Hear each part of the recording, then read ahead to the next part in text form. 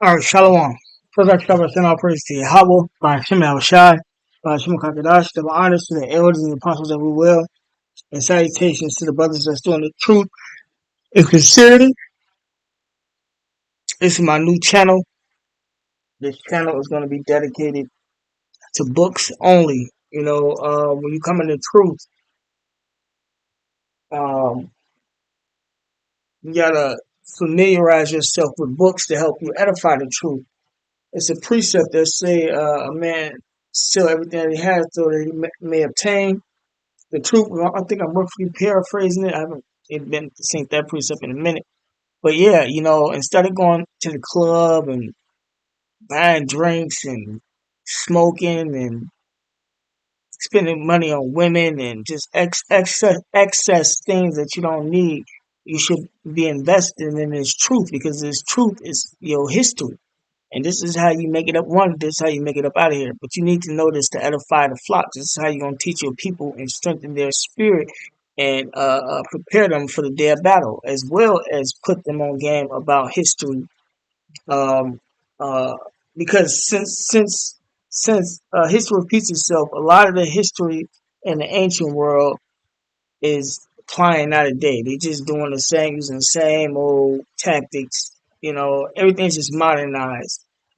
Scripture says there's nothing new under the sun. Still the same people, same demons, philosophies, things like that. It's imperative that you get to know the history. America is the modern day Roman Empire. America following the footsteps of the old Roman Empire. Same type of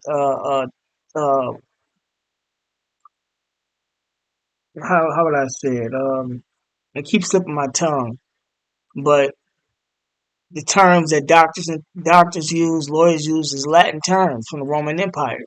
The obelisks and the pyramid on the dollar come from Egypt. Do you find out certain philosophies that Esau got that they worship in and certain demons that they follow come from ancient empires. You have to know those things. You have to know the wiles and the tricks of Satan so that you won't fall into those categories of worshiping those things, and also that you'll be able to see, um, uh, um, you know, where you're going, so to speak.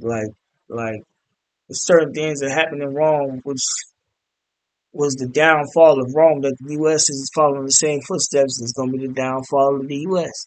Downfall of the U.S. So I'm gonna start with this book right here. This book right here is called "From Babylon to Timbuktu: An Ancient History of Black Races, Including the Black Hebrews." Remember, they said that we weren't the Hebrews. They said white man was a Hebrew. So you know how excited and how angry brothers were when they found this book. They got the Hebrews being a white man. That's totally a lie. The scripture, Job chapter 9, verse 24. Start with that precept. Job chapter 9, verse 24. The earth is given into the hand of the wicked. Who is the wicked? The white man. Esau, according to the Bible. That's his forefather's name. His name later was changed to Edom. Esau means wasted away is he in Hebrew. Ishashwa, which means wasted away is he. His pigmentation was wasted away. Name later changed to Edom. Edom in Hebrew, Adawam, which means red man. And they are the Edomites, according to the Bible. It says, he covered the faces of the judges thereof, if not where and who is he? Right, the top judge is Yahweh, whom the world ignorantly calls God, which is a man of color. His son, Yahweh Shai, whom the world ignorantly calls Jesus Christ. Remember, Yahweh Shai, or Jesus Christ, was part of that Hebrew line. He came out of the tribe of Judah, according to Acts. I think it's Acts chapter 26 and 14, or 14 and 26. He spoke Hebrew. You know, he was an Israelite. It says, the rest of the judges, the apostles, Acts chapter 13 says they are men of color. Job 30 and 30 states that they're men of color. Hebrew Israelite lineage, man. So, we was extremely excited. The angels, men of color, not white men. That's what it means by he covered the faces of the judges thereof. They it's called iconoclasm, icon, image, clasm, destruction of the destruction of the image. They changed everything to being white men. They knocked the noses off certain statues, etc. You know, so we was extremely excited and extremely angry when we got this book because it break down history in certain empires that we were in, and not to mention that the Hebrews were men of color. So it says he covered the faces of the judges thereof, if not where and who is he, right? So if he didn't do it, then who did? Last time we checked, uh, uh, the images were white men. So that was the identifier right there, you know? So I have to bear with me.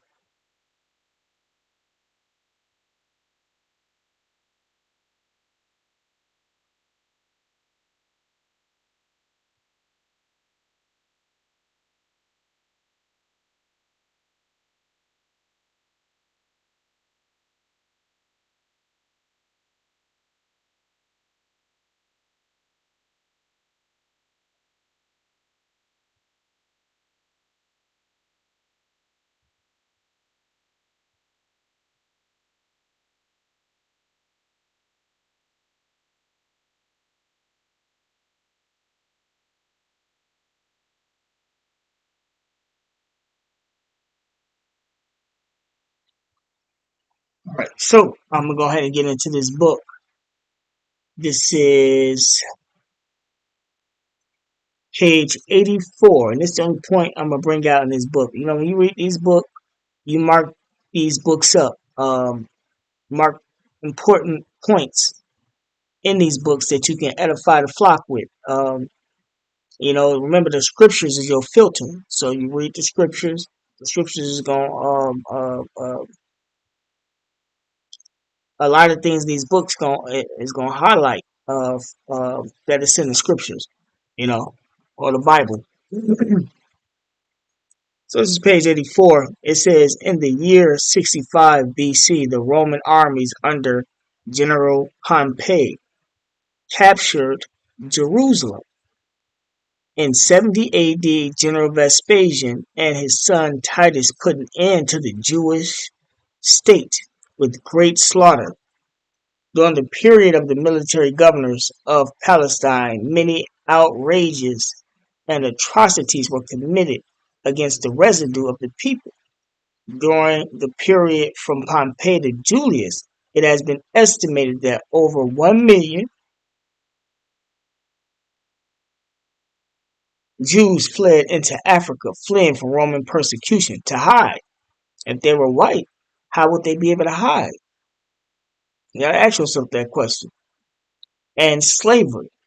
The slave markets were full of black Jewish slaves. Remember, they said that the Jews, white, they look like white people. The Israelis, they look like white people, man. They said the Lord is white. They put them up as being white. But this book said that they were black Jewish slaves.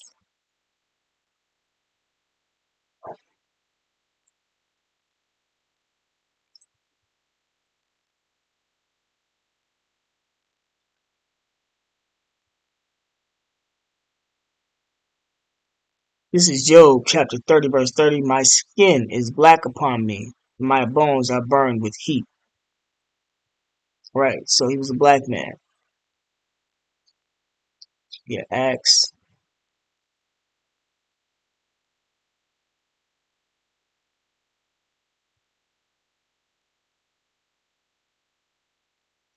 chapter 13, verse 1. Is it 1? Give me 1 second.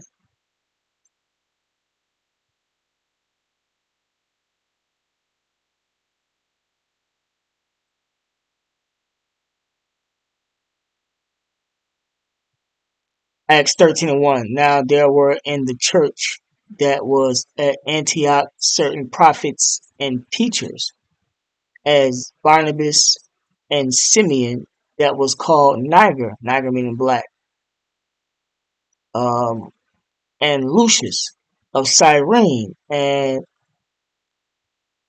Manaen, which had been brought up with Herod the Tetrarch and Saul.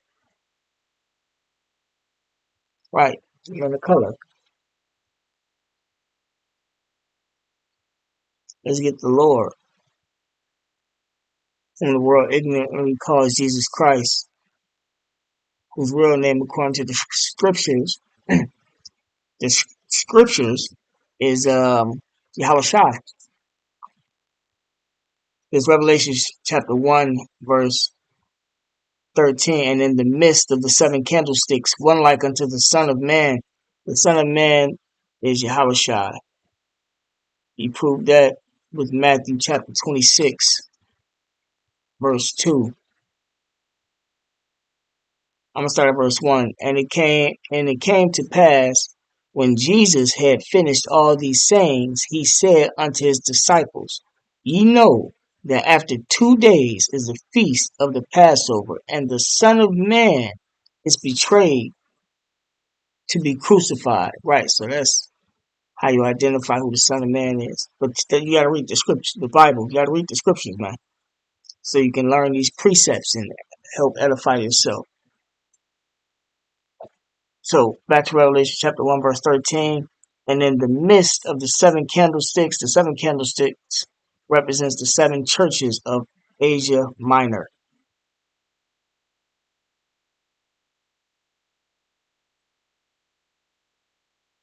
So I can bear with me. Yeah, look what that precept was.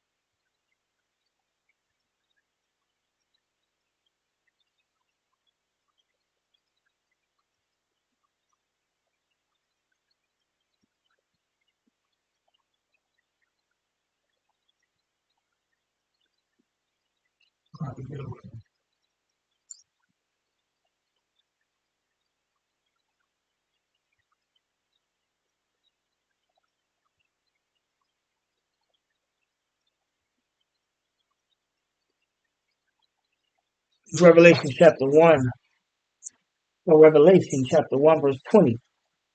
And the mystery of the seven stars which thou sawest in my right hand, and the seven golden candlesticks. The seven stars are the angels of the seven churches, and the seven candlesticks which thou sawest are the seven churches. Right. The seven churches. Um, all right, so it's back to Revelation chapter 1, verse 13. And in the midst of the seven candlesticks, one like unto the Son of Man, clothed with a garment down to the foot. So he had on the garment, and girt about the paps with a golden girdle. He had on the golden girdle. His head and his hairs were white like wool, as white as snow. Right, white in color, woolly in texture, just like Negro hair. And his eyes were as a flame of fire, because what, he drunk wine, and he's gonna be angry when he come back. And his feet like unto fine brass. Brass is a color of brown, as if they burned in a furnace. Right, you burn brass in a furnace, it's a dark, it's damn near black. Burn anything, it turns black. And his voice as the sound of many waters. Right, see, that's the Messiah, Mashiach, which means the Lord, Yahushua himself. So the devil, the white man, has lied to everybody now. So bear with me.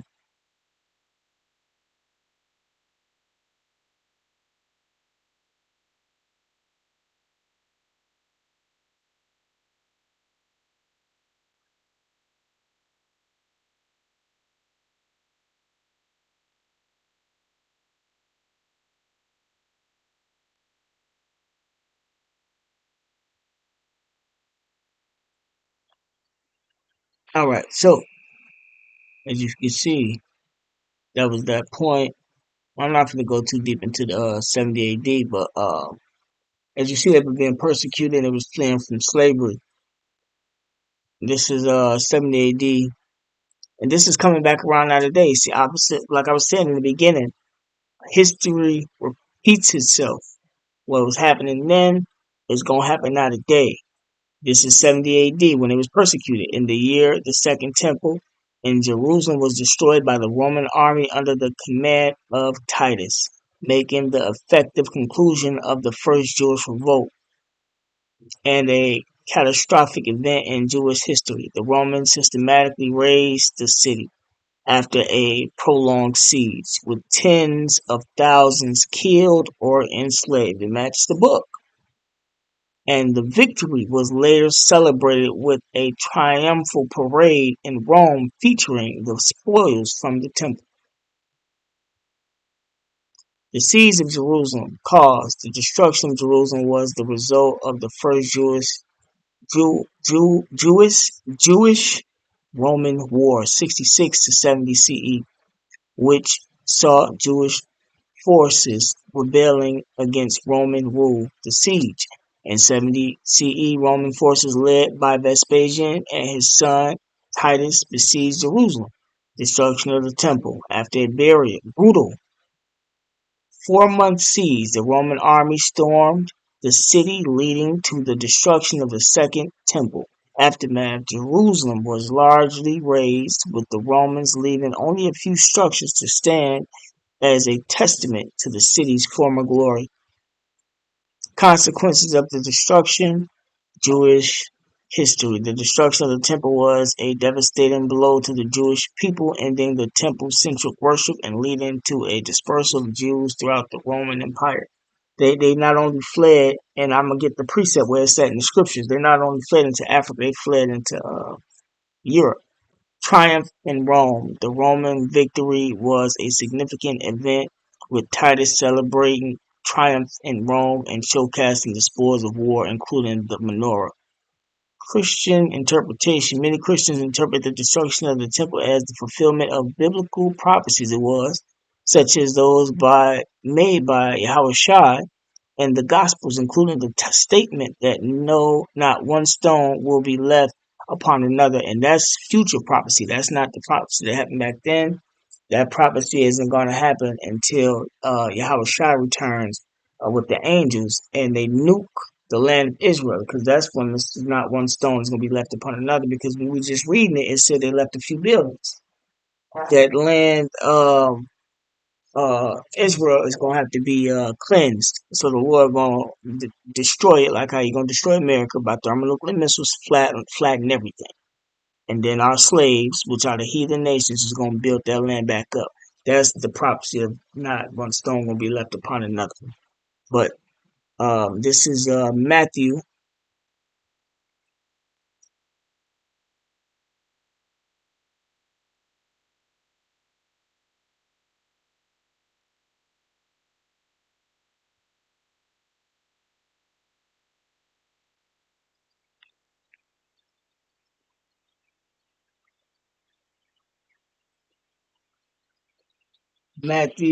24 and 15.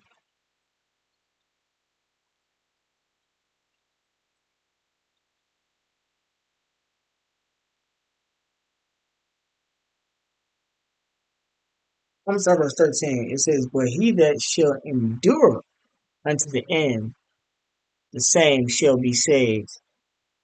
Right? Because it's all hell that's going to break loose. Riots, seditions, home invasions. The movie The Purge. The movie The Road. Look at these movies. These movies you have to understand also. Uh, The Purge, The Road. What's some other? The Book of Eli. Famines, lack of food, pestilence, which is diseases. And all these things are going to take place. People are going to be going to these cities because they be quarantined off or held down by some type of militia. So you have to endure those days in order to be delivered by the Lord when He returns, um, by the so-called UFOs, which are the chariots of Israel. That's why it says,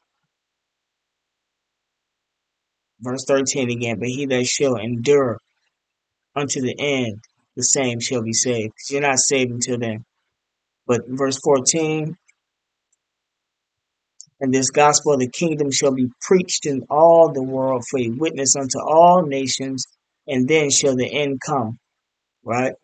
This is the point. When ye therefore shall see the abomination of desolation, see, the abomination of desolation occurred in 70 AD back then. And this is in all red. This is Yahweh Shai speaking, whom the world ignorantly calls Jesus Christ. When ye therefore shall see the abomination of desolation spoken of by Daniel the prophet, Daniel also spoke of the abomination of desolation. It's in Daniel. Stand in the holy place, whoso readeth, let him understand. Then let them which be in Judea flee into the mountains. Right, they fled into Africa. Right, not only did they flee into Africa, they fled into Europe.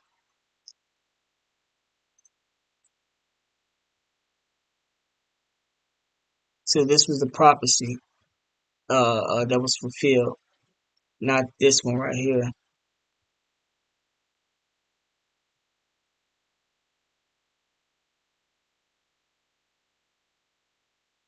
Okay, yeah. So that's what 70 AD was about.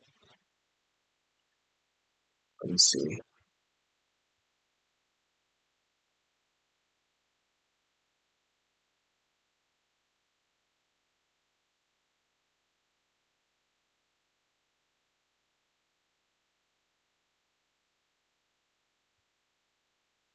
Now, how does it tie in today? When, as you can see, Trump got all the troops. Um, well, what? Okay, before they stationed all them troops in Washington D.C., before the whole thing with the immigration policy and them having the Marines go down there, they were slowly but surely putting troops in New York and other places gradually. They're using gradualism.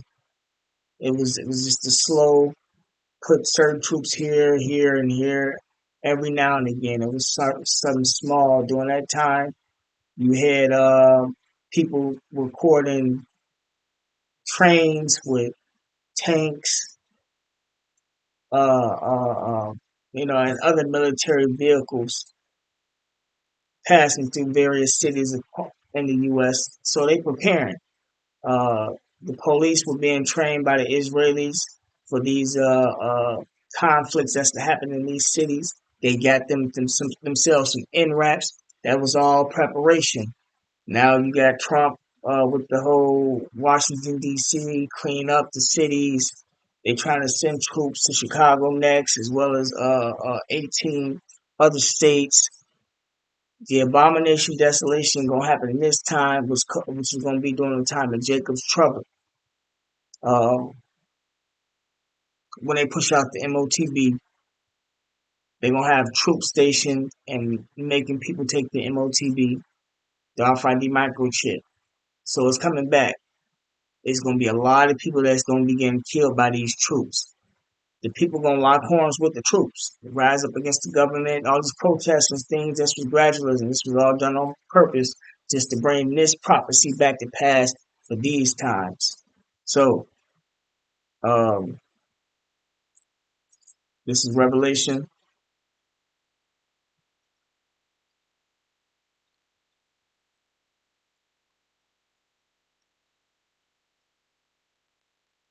chapter 12, verse 12. Therefore rejoice, ye heavens, and ye that dwell in them. Talking about the people, y'all. People live it up, enjoy yourself, max out your credit cards, party, like y'all been doing.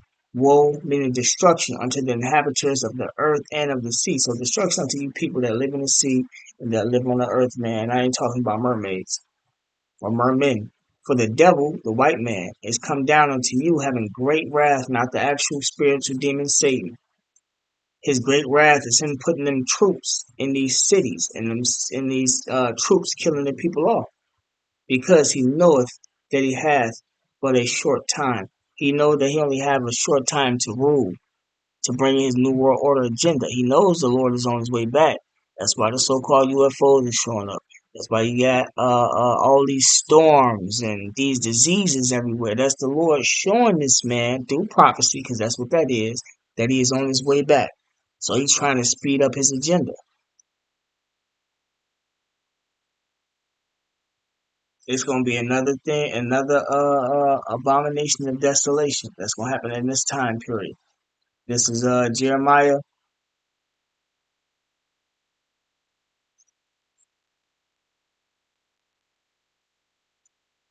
chapter 30, verse 7. It says, Alas, for that day is great, so that none is like it. It is even the time of Jacob's trouble. Jacob represents the 12 tribes of Israel. They're going to be killing a whole lot of you Israelites, man. Two-thirds of the nation of Israel has to die over here, man.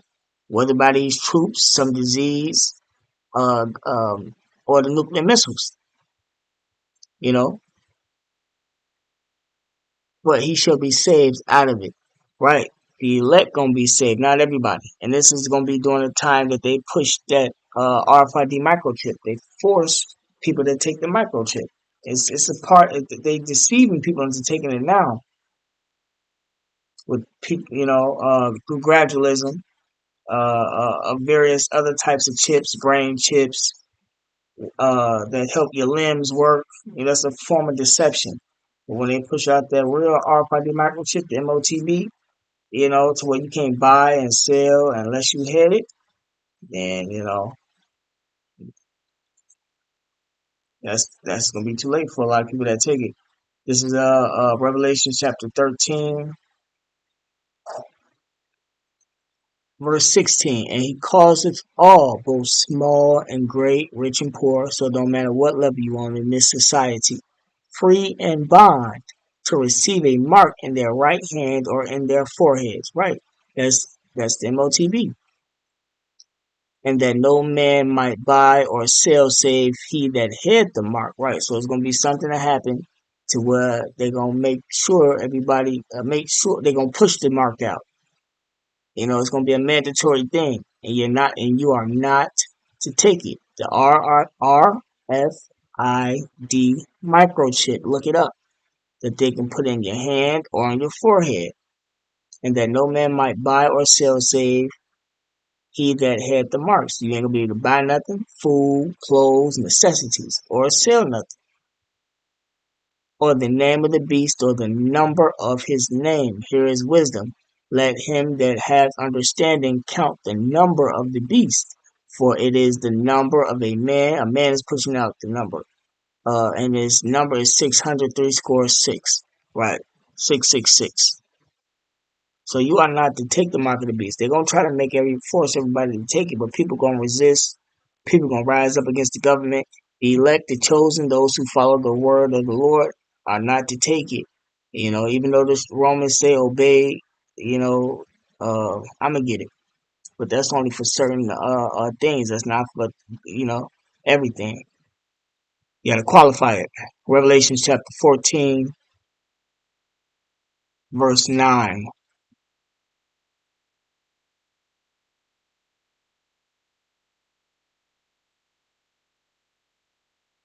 It says, And the third angel followed them, saying with a loud voice, If any man worship the beast is NATO, the EU, and his image. His image is his philosophy. America follows the Roman philosophy. You know, and receive his mark in his forehead or in his hand. That mark is the MOTB. The same shall drink of the wine of the wrath of the Most High, which is poured out without mixture. That wine of the wrath of the Lord is a nuclear missile. You take the RFID chip, likely to get hit by a thermonuclear missile because that's the end all be all for America. Thermonuclear destruction. It says, the same shall drink of the wine of the wrath of Yahweh Shem Shai, which is poured out without mixture into the cup of his indignation. Indignation means anger. And he shall be tormented with fire and brimstone, like how the Lord did Sodom and Gomorrah, in the presence of the holy angels, right? So the angels going to be here during them days, or during that day, and in the presence of the Lamb. And the Lamb is who? Yahweh Shai, whom the world calls Jesus Christ. Remember, he was the sacrificial lamb. He's going to be here during them that day too. He's the one that's going to have it to where the nuclear missiles hit America as well as other places around the world. So the abomination of desolation took place back then, and it's going to happen now today. And that's what it consists of. The MOTV being pushed out, the troops being stationed everywhere. We're getting close and killing off people. You know, and all hell breaking loose. Basically, it's going to be the worst time ever in history. You know. So with that being said, call Law Yahweh by Shem Shai, by Shem Kakadash. Oh, Slaki. And another reason why it's good to have these books, because your people won't believe you just by breaking these precepts down. Jacob gonna be believing in the scriptures. Then you show them something the white man wrote. Then they start believing. But since the Lord got the nation, us coming back together, Jacob and waking up and whatnot, we've been out here doing this here for years. Apostles, Tahars, 40 years plus, 40 years. Then on down. So the Lord got people waking up and being able to receive the word a whole lot better now. But it's still good to use these books to edify. But yeah, a lot of people didn't believe until we start bringing in these books by these white people and things like that too. So with that being said, man, call all Yahweh by Shem Shai, by Shem Kakadash, double honors to the elders and the apostles that rule well, and salutations to the brothers that's doing the truth and sincerity. Shalom.